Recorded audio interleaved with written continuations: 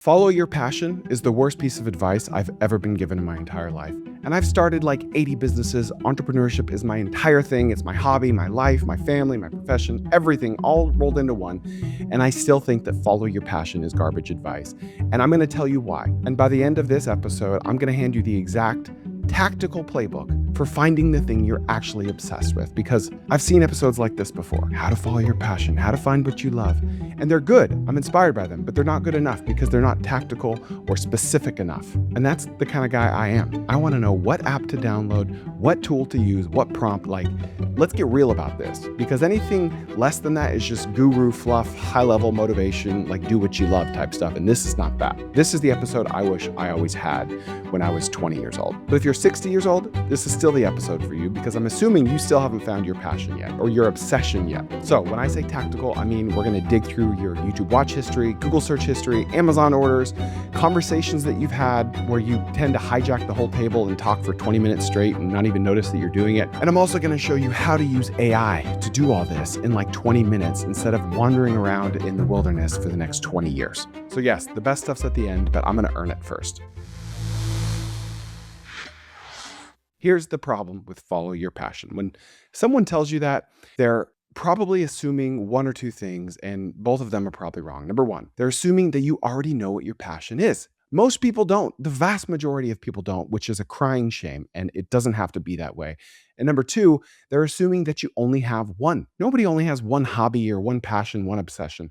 We all have multiple. Most of us don't even know what they are yet. So I know a lot of you guys know my backstory, so I'm going to gloss over this really fast so we can get to the good stuff. But I just want to set the tone and give you some context as to why I feel like I have a unique insight to offer to this age-old discussion. So I've done iPhone repairs. I sold iPhone LCD screens and parts. And was iPhone repair my passion? Absolutely not. I'm not an engineering brain. I'm not a tinkerer. That is not me. I didn't lie in bed at night dreaming about LCD screens. I've worked with RV parks, tree trimming, online snack business. None of those were or are my life's calling. None of them. I saw a gap, I moved, and I built the thing. And a lot of the time, once it was up and running, I'd rather hand it off to a great operator and go chase down the next puzzle, because I'm not a great operator. It took me way too long to learn this about myself, but for me, my puzzle is my passion, right? Going from 0 to 1.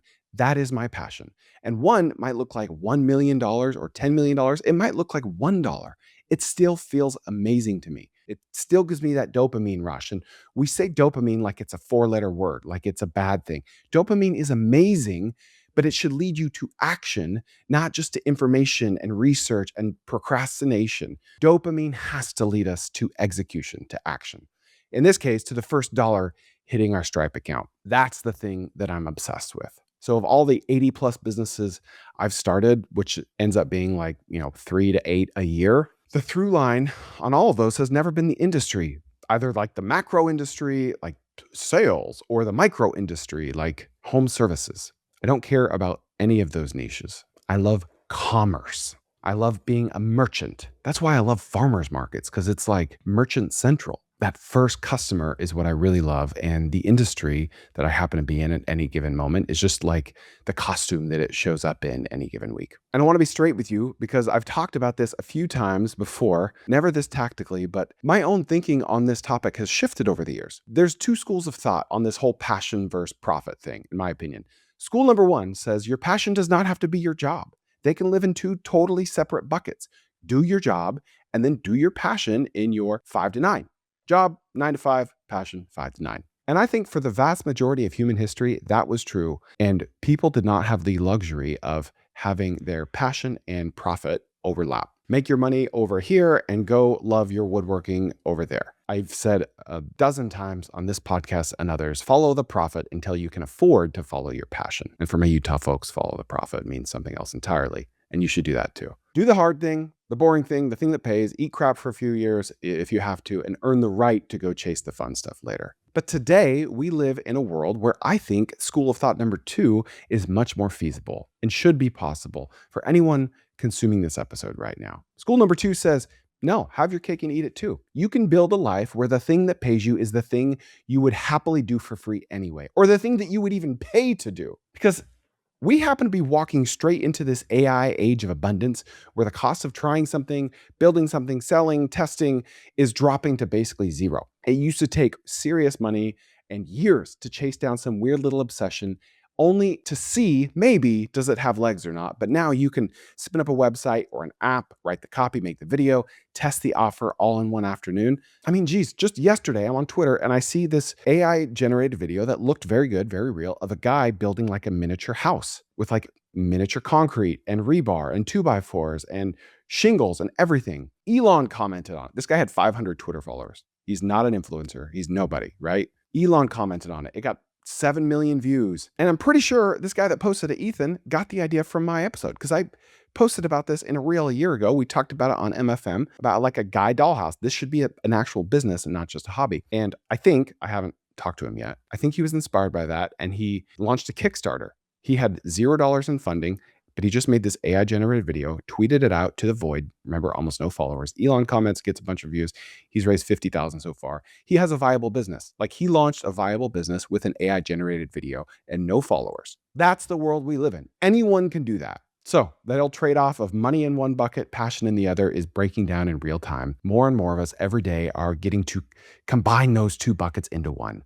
And that's the bet I'm making right now, both in my life and on this one episode. And it's the bet I want you to be making too. Hey, if this is helpful, please hit subscribe on whatever platform, Apple, Spotify, YouTube. I appreciate you. So here's something that kind of blew my mind the first time I heard it. The word passion. Where do you think that word comes from? It comes from the Latin word for suffering. Passion literally means suffering. It's not an accident. So when people tell you to follow your passion, what they should actually be telling you is go find the thing you're willing to suffer for, because that's the real signal. It's not the thing that feels amazing on a sunny Saturday when you're drinking your hand and nowhere to be. Anyone loves that. Of course we do. I'm talking about the thing where you will eat crap for 2 years straight and keep showing up anyway. And it doesn't feel like eating crap. This is the thing where the bad days still feel better than a good day doing something else. My dad used to always say, bad day of fishing is still better than a good day in the office. That's what I'm talking about. All this passion advice tells you to sit down, close your eyes, journal, meditate, reflect, look inward, find yourself. And that's a really good waste of a really good afternoon. You're not going to think or reflect your way to obsession. You've got to catch it in the act. And the thing is, your obsession is already leaving fingerprints all over your life. You just never dusted for them. You've never gone looking for them. You've got to become a detective of your own behavior. And that right there is what every single one of these tactics are. It's you dusting your own life for fingerprints, okay? Just so you know, I'm not up here pretending that I have all this figured out. I've said this a million times. I probably say it too much. I'm an introvert. I have ADHD. I don't like leaving my office. I don't love talking to people in person.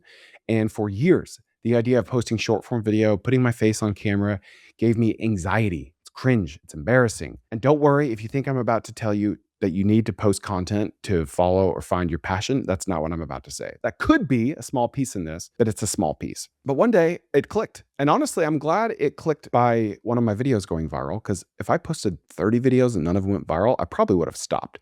Thankfully, like my 17th or so went viral. And it was like, oh, still cringe, still worried about what people think, but my love of this dopamine and upside is now outweighing my dislike of this cringe. Okay, there's a whole world on the other side of cringe. And whether you end up posting content or not, you're still going to have to get over that. You're going to have to get over the cringe thing, because people either will talk or you're going to think that people are talking. And really, it's the same thing. They're probably not talking, but if you think they are, then it doesn't matter. You got to get over the cringe aspect, whether you're posting about it on the internet or not, because people will know about you doing something differently, right? So you just got to push through the friction. If I can do it, you can do it. Okay, back to the playbook. Here's the tactics. I call this the obsession audit. I need to buy that domain name, actually. I mean, this could be a business. You can see my ADHD playing out in real time right here. Okay, obsessionaudit.com is available. I'm buying it right now, so you can't take it from me. I don't know what I'll do with it, but who knows? Anyway, the obsession audit. Number one, receipts. Here's the deal. Your real interests are already sitting in your accounts. You just got to go read them back to yourself. So open up your YouTube watch history right now, last 90 days. What do you go down rabbit holes on at 11 p.m. when nobody on earth is making you do this?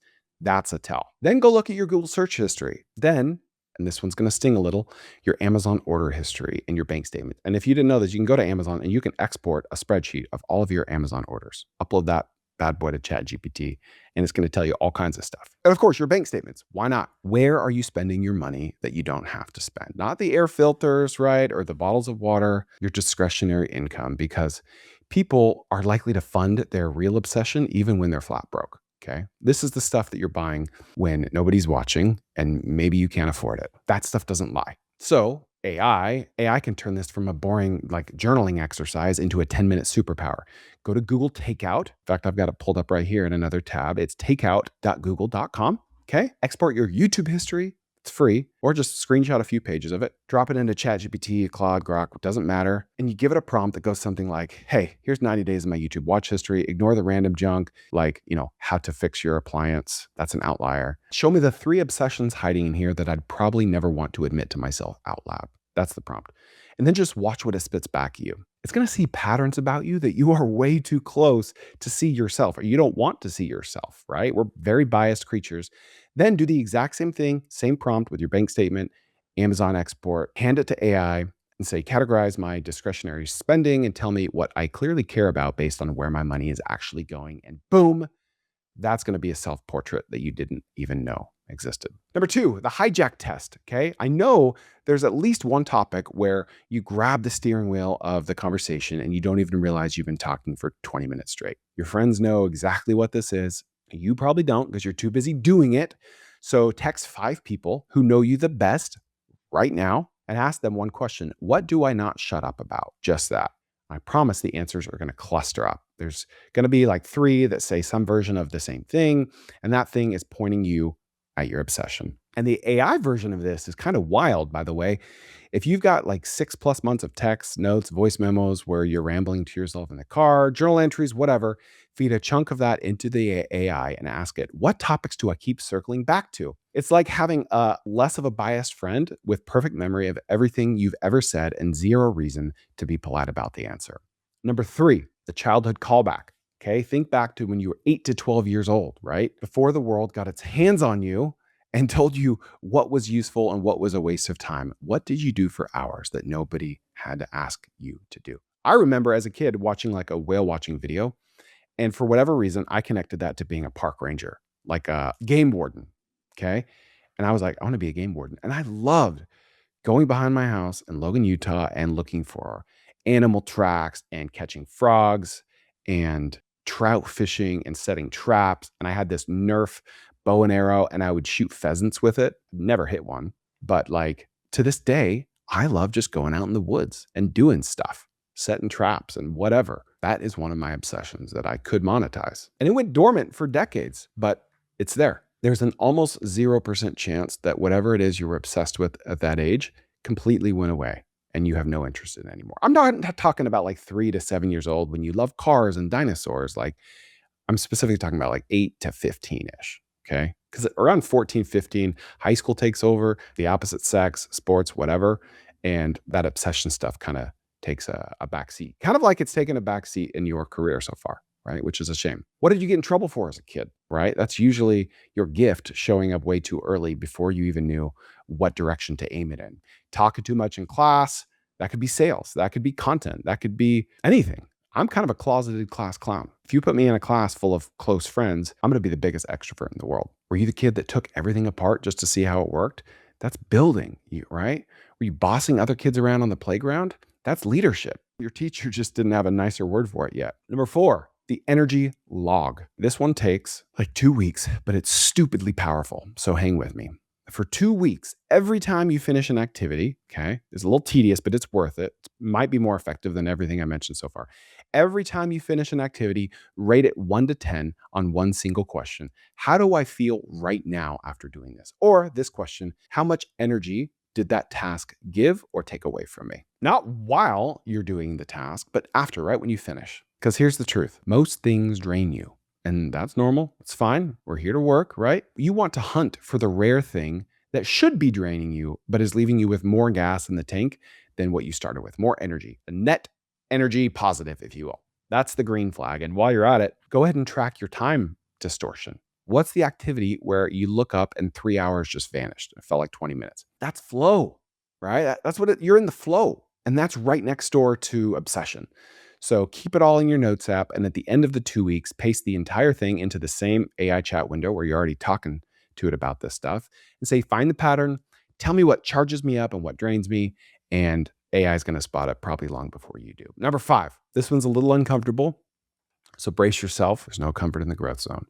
The envy map. What are you scrolling past on Instagram and feeling a hot little flash of jealousy? For me, it's like homesteading. I see people like raising chickens and quail and like organic compost in their backyard. And it's like, oh, I want to do that. And I could do that, but I'm just not, right? That's a signal. But I'm being specific here. We're not talking about admiration. Okay. That's kind of useless for this exercise. I want that ugly sting. The one where you go, ugh, that should be me. Like, let's say you were in a high school band and you went to college and one of your bandmates stuck with the dream, joined another band, and now he's touring around the country in stadiums. Ugh, that should be me. I was a better guitarist than he was the whole time. Something like that. Obviously, that's very niche, not likely to be the case for you, but you get what I'm saying. Write down 5 people who give you that exact feeling. Maybe they're old friends from high school. Maybe they're current friends. Maybe they don't know who you are. Doesn't matter. Maybe they're an influence. Doesn't matter. Their life, their work, their business, whatever it is, you can find out about them. And then look for the pattern across all 5, because that jealousy is not random. And it's not a character flaw. I'm not saying we should be jealous, but we can at least learn from that feeling. That sting is your obsession kind of like waving its arms in the air, trying to get your attention. We feel envy toward people who are living the life some like quiet part of us already decided that we want. Guys, I want to tell you about something I've been building behind the scenes. You've been watching my videos about AI tools and asking the same question. Okay, cool. How do I turn this into a business? Not just playing around with AI, but actually getting clients and getting paid. That's my community. It's called Playmakers, playmakersai.com. It's an AI agency program where we show you how to start an AI consulting business where you can charge local businesses $500 to $5,000 a month to set up and manage AI tools for them. It's not a course you watch and forget about. We do 3 to 7 live training calls every week taught by me and 23 other expert AI agency owners. You get plug and play templates, Claude code tutorials, AI voice agent frameworks, automation templates, and a 30-day roadmap so you don't fall off track. This is stuff you can just copy, paste, and deploy for clients on day one. And of course, how to find clients as well. We also have a 5-day first client challenge where we can walk you through landing your first paying client in 5 days. You also get my frameworks for cold email, Facebook ads, SMS, cold calls. And then I hand you my leads galore spreadsheets with actual leads in your niche, in your area. We've already got over 200 people in there building real agencies. And if you miss a live call, it's all recorded. So if you've ever thought about starting an AI consulting business or AI implementation business, go check out playmakersai.com. Number 6, the 100 questions dump. Sit down and write out 100 questions that you genuinely want the answer to before you die. Yeah, 100's a lot. Doesn't need to be business or money focused. But the whole point is it needs to be a lot because the first 20 are going to be surface level garbage, right? This is the stuff you think you're supposed to care about. Push through it to 60, 70, 80, 100. And the real answers are going to be in like the deep cuts where your brain is like finally running out of the polite surface level answers and it'll start telling you the truth. And this is a perfect job for AI. Open a voice memo. Ramble out 100 questions while you're driving around, dump the transcript into AI and say, cluster these into themes and tell me which theme shows up the most. That biggest cluster, that's the thing your brain can't stop chewing on even when you're not paying attention.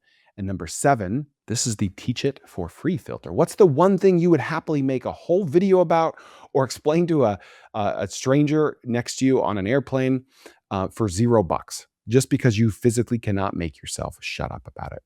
That's your obsession hiding in plain sight. And you do it for free. That's the whole point. And the stuff you would teach for free is often the same stuff that people will eventually pay good money for, especially if they can see your passion and zeal for it. That's how this whole podcast started like 262 episodes ago. Number 8 is the big one because the other 7 are about like reading the clues that you already have sitting around. But the last one is going to go out and generate brand new ideas. So you're going to go wide here and fast. You can't think your way to your obsession. I said that at the beginning. You find it by trying 30 things badly, right? You kind of got to fail in small ways a lot. Most people are trying 2 or 3 things their whole entire life. And I want you to try 2 or 3 things a month. Give yourself full permission to quit fast without any stakes. We don't want you to feel guilty about quitting. Quitting is like one step closer to success. You're not getting married to any of these ideas. You're just dating. We're dating around. And the goal is like reps. Okay. And the cheat code inside the cheat code is something I say a bazillion times on this podcast: sell it before you have it. Run the ad before you build the product, right? This kid posts this video on Twitter before he really had anything, $50,000, and Elon retweet. Amazing. Post the offer before you own a single piece of equipment. It drives me insane. I just talked to a guy that wanted to start a forestry mulching business. And the first thing he did was go out and buy a mulcher that cost like 113 grand. And he's ready to finance the whole thing before he's talked to one single customer. To him, it was easier and less scary to talk to a bank about borrowing the money than it was to talk to Joe Blow with 7 acres that has some kudzu that needs to be removed.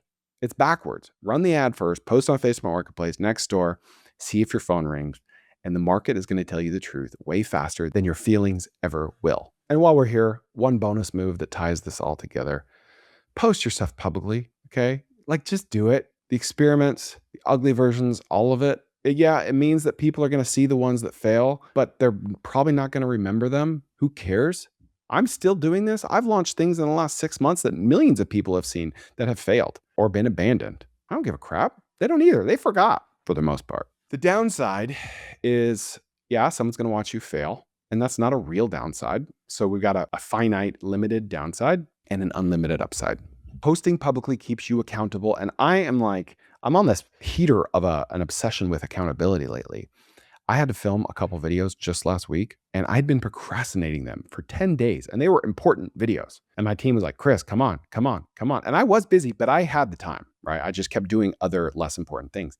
And finally, I woke up last Friday and I said, if I don't film all 3 of these videos, which was like a 5-hour process to do this. This was on a Friday. If I don't film all 3 of these videos by the end of today, midnight Central Standard Time, I will give each of you guys $100.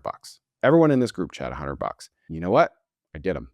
And I definitely would not have done them that day had I not said that. I attach stakes to it, right? We need stakes. We need accountability. And business idea, someone needs to invent an app that like productizes that stakes, right? Where you connect your credit card and it's like, hey, maybe you connect your inbox as well. And it's like, if I don't get to inbox 0 every Tuesday by 3 p.m., donate $100 to this charity or whatever, or send $100 to whatever. It works, okay? And posting publicly is another way of accountability. It puts eyes on you.